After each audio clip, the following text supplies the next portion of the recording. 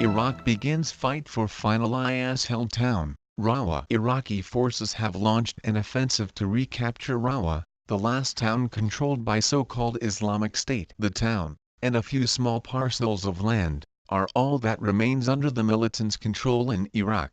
After the larger town of Al-Qaim fell last week, the group's last urban stronghold in Syria, Abu Kamal, fell afterwards. Retaking Rawa in the offensive, which began on Saturday, would leave the jihadist group on the verge of complete defeat in Iraq. The Joint Operations Command said in a statement that 2 Iraqi infantry divisions and Sunni tribal forces were being supported by warplanes. Rawa was one of a number of towns on both sides of the Iraqi-Syrian border which IS had designated part of its Euphrates province, which it had used to transfer fighters, weapons and goods between the two countries. The cross-border province was also a symbol of the jihadist intention to eradicate all of the region's frontiers and lay to rest the 1916 Sykes-Picot Agreement, an emblem of the colonial division of the area resented by many Arabs and Kurds. Abu Kamal and Al-Qaim also formed part of the self-styled province. Is this the end for IS? IS has now been driven out of about 95% of the land the group once held in Iraq, and more than 4.4 million Iraqis have been freed from its rule.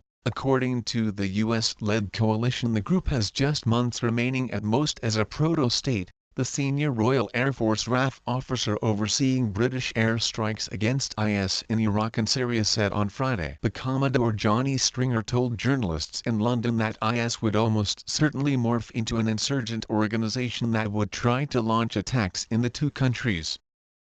Subscribe to the channel and watch other videos on this channel.